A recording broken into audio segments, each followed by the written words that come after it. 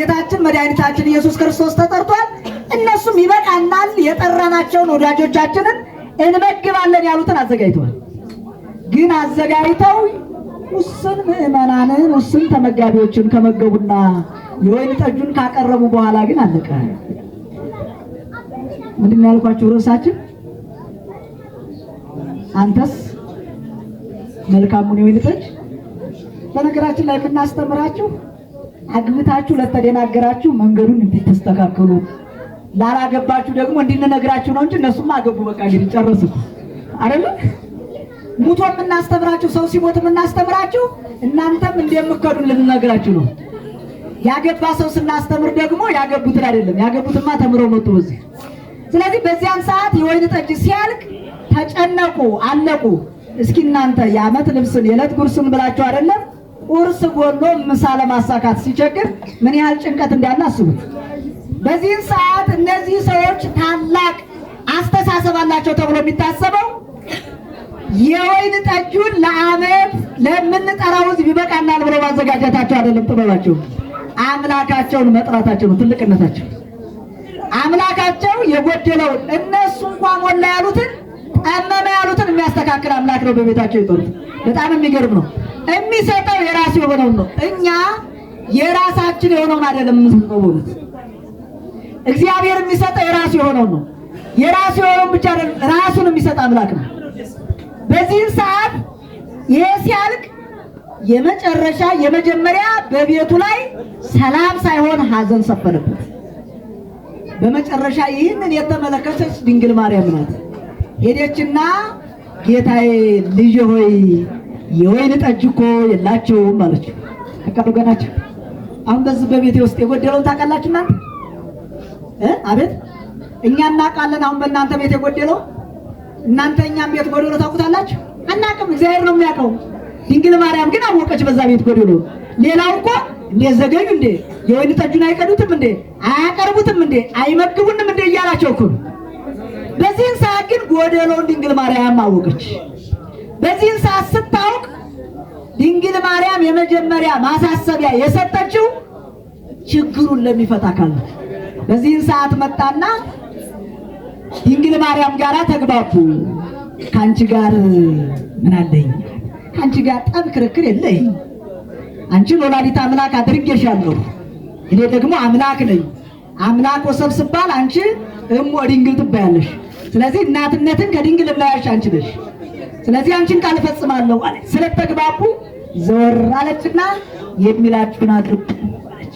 ታሪክ እንዲቀየር ከተፈለገ አምላክ የሚለውን መስማት ነው። ልባችን የሚነግረንን ስጋ ፈቃዳችን የሚመራንን አይደለም፣ እሱ የሚነግረንን መስማት ነው። አንተ ምን አልከን ማለት ያስፈልጋል።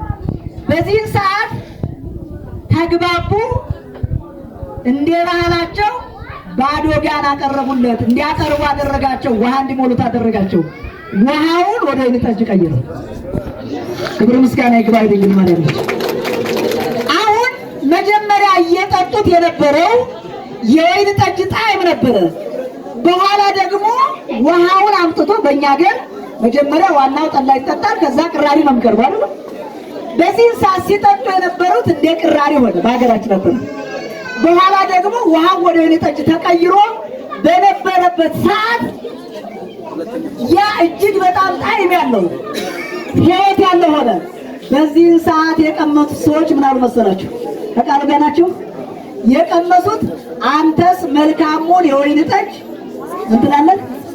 አቤት ታዘገየዋለህ አለ። መልካም ጠጅ ወይን ጠጅ የተባለች ትዳር ናት። የመጀመሪያዋ ትዳር ዘግይታ የምትገኝ ናት። እንደው እንግዲህ አደራሽ እንደው አፈሳይ ዝም ብሎ አይገባበትም። በመጀመሪያ ትዳር እስከምንገባ ድረስ ዝሙት አለ፣ ክፋት አለ፣ ሞኝነት አለ፣ መታለል አለ፣ መዋለል የለብናል። ያ መራራ ሕይወት ነው። በእውነት የሚጣፍጠው ማን ነው ካላችሁ ጋብቻ ዘግይቶ ነው የሚመጣው።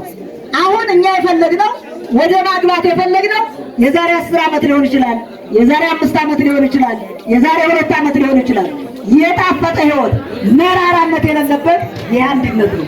አሁን እነዚህ ቤት ልጆች ወደ አንድ ቤት ሲገቡ አያፍሩም፣ አያሳፍሩም። በእውነት እኛስ በአስፋልቱ በመንገዱ ስንሄድ መቼም ሳንጋባ እንዲያ ሲባል የስልጣኔው ሲባል ያሳፍራልም ነውርም ነው። ይሄ ዘገየው ግን እውነተኛ የማያሳፍረው ግን ይሄ ነው የማያሳፍረው። ወደ አንድ ጎጆ ስናስገባቸው በስጋው ደግሞ ስናዋሃዳቸው ታዲያ እስካሁን ጌታ ሆይ ወዴት ነበርክ የወይን ጠጅ የኔን ሕይወት የምታጣፍጭው አንቺ ነሽ እስካሁን ወዴት ዘግይተሽ ይላል። አሁን በትዳር ውስጥ ሲኖር እስካሁን እኮ ባዶ ነበር የምኖረው እየፈለኩ ነበር፣ ድካም ነበር፣ ስጋዊ ፈተና ነበረ። አሁን ግን የወይን ጠጅ ተገኘ። የወይን ጠጁን የሰጠ መድኃኒዓለም ክርስቶስ ባያችሁ እሱ ሲያጣፍጠው ያጣፈጠው ይሄን የወይን ጠጅ ስጋውን ቆርሶ ደሙን አፍስሶ በምድራዊ ነገር አይደለም፣ በምድራዊ ሳይሆን በሰማያዊ መዝገብ ነው የሚመዘገቡ። በዚህ ላይ ደግሞ ያገኙትን የሚያጋጩበት ሕይወት አይደለም። ይሄ በምድር ላይ በጎ ይሰራሉ፣ በሰማይ መንግስተ ሰማያትን አብረው ይወርሳሉ። ስለዚህ የተጠላውና የሚናቀው ሕይወት ምንድነው ካላችሁ ዝሙት ነው። የሚወደደውና የሚጣፍጠው ዘግይቶ የሚመጣው ማነው ካላችሁ ቅዱስ ጋብቻ ነው። ቅዱስ ጋብቻ የተወደደ እግዚአብሔር የሚያጣፍጠው እግዚአብሔር መርጦ እኛ ልናደርገው የሚችለው። አሁን በዘመናችን ጋብቻ ተንቋል። ጋብቻ የናቅን ሰዎች ቅድስና ነው የምናውቀው በነገራችን ላይ። ምክንያቱም ጋብቻ ቅዱሳን አባቶቻችን፣ ቅዱሳን ነገስታት፣ ቅዱሳን ጳጳሳት፣ ቅዱሳን ነገስታት፣ ቅዱሳን ታሪክ የሰሩ ከምን ተገኙ ቢባል ከጋብቻ ላይ ተገኙት። በዝሙት ምን ሊገኝ ይችላል ከተባለ ርኩሰት ብቻ ነው ሊገኝ የሚችለው። እግዚአብሔር ስለዚህ ነገረ ድነት ጋር የተያዘ ነው። ስለዚህ ከገባን የማንወጣበት፣ ካገኘን የማናጣበት፣ ከተደስረስ የማናዝንበት መልካሙ የወይን ጠጅ ማን ነው ካላችሁኝ ጋብቻ ነው። ነገረ ድነት ማለት ይሄ ነው። አመንዝራዎች የእግዚአብሔር መንግስት አይወርሱም። ያገቡ ጋብቻቸውን ደግሞ ያከበሩ እነሱ ግን የእግዚአብሔር መንግስት ይወርሳሉ። ስለዚህ የእግዚአብሔር መንግስት ወርሰን እንድንኖር እርሱ መልካም ፈቃድ ይሁንልን፣ ፍጻሜያችንን ያሳምርልን። እግዚአብሔር ከሚጓዝበት እግዚአብሔር ከፈቀደበት መንገድ ወጥተን ከመጓዝ ይጠብቀን።